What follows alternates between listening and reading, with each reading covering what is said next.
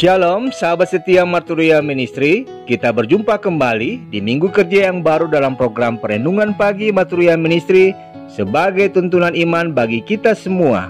Hari ini kita bersyukur untuk anugerah kehidupan yang Tuhan berikan, untuk kesempatan berharga, untuk cinta kasih yang kita alami dan yang kita bisa berikan, serta dalam rasa sukacita yang kita rasakan untuk kebaikan Allah bagi setiap kita yang mengalami setahun usia yang bertambah di saat ini.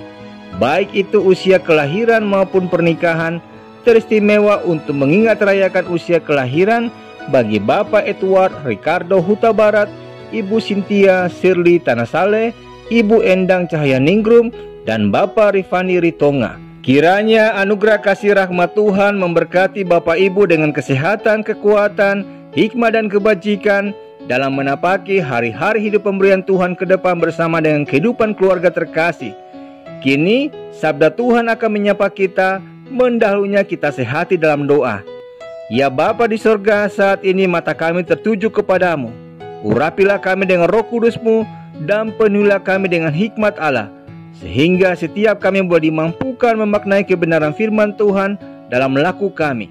Demi Kristus Yesus kami berdoa. Amin. Bacaan firman Tuhan terambil dalam surat Filipi pasal pertama, ayat yang ke-12 hingga ayat yang ke-17 yang menyatakan, Aku menghendaki saudara-saudara supaya kamu tahu bahwa apa yang terjadi atasku ini justru telah menyebabkan kemajuan Injil, sehingga telah jelas bagi seluruh istana dan semua orang lain bahwa aku dipenjarakan karena Kristus, dan kebanyakan saudara dalam Tuhan telah beroleh kepercayaan karena pemenjaraanku untuk bertambah berani berkata-kata tentang firman Allah dengan tidak takut. Ada orang yang memberitakan Kristus karena dengki dan perselisihan, tetapi ada pula yang memberitakannya dengan maksud baik.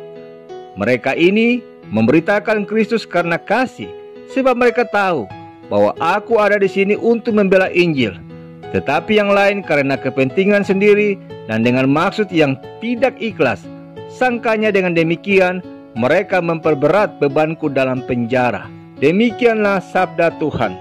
Saudaraku, fakta yang terjadi di dunia saat ini, kita yang lahir sebelum tahun 70-an sudah akan segera mulai memasuki masa pensiun. Impian-impian mulai memudar, kesehatan mulai menurun, sementara tabungan kita ternyata tidak bisa terkumpul sebanyak yang kita harapkan. Sementara juga sumber daya makin terbatas, persaingan usaha pun makin sengit. Bahkan seringkali kita harus menghadapi dalam tanda petik para raksasa. Sungguh fakta yang membuat frustasi jika dipikirkan. Namun sadarkah saudaraku, bahwa ini juga merupakan zaman ketika interaksi global sudah benar-benar terjadi. Inilah zaman ketika manusia di penjuru dunia yang satu dan penjuru dunia yang lain bisa saling berinteraksi dengan mudah dan murah.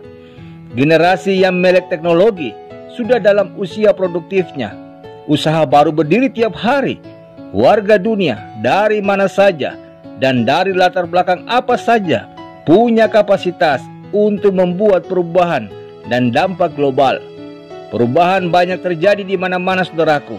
Ya, inilah era perubahan. Kedua, fakta ini benar-benar sementara terjadi di dunia saat ini saudaraku.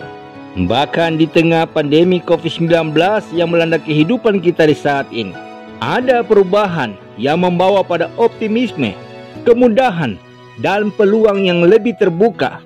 Tapi ada juga hal-hal yang membuat kita harus menggerakkan usaha dan biaya ekstra, membuat was-was, bahkan bisa membuat frustasi. Namun kabar baiknya, kita selalu bisa memilih mana cara pandang yang akan kita ambil. Apakah kita mau melihat perubahan zaman sebagai sesuatu yang mengkhawatirkan atau yang membuka peluang?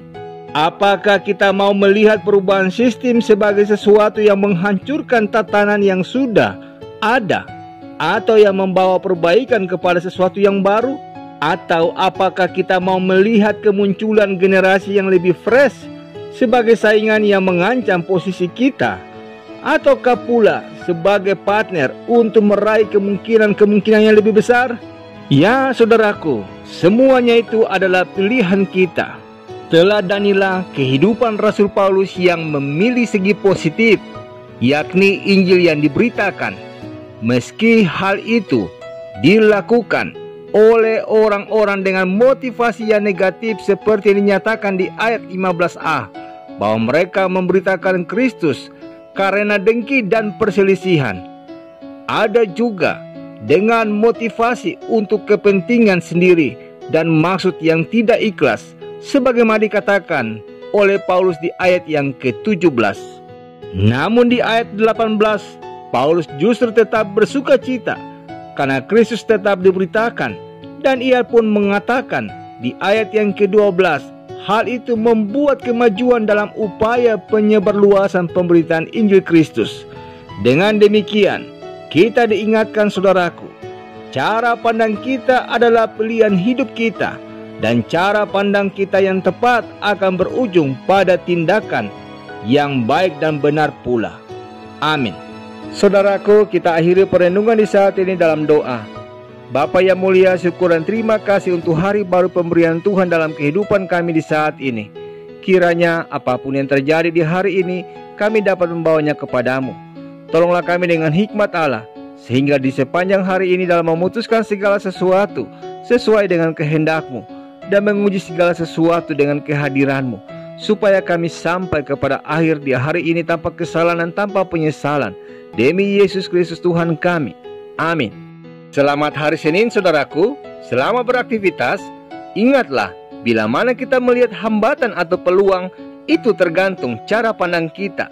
Mintalah hikmat Tuhan, sehingga dengan cara pandang yang tepat, kita dapat bertindak dengan tepat pula. Tuhan memberkati.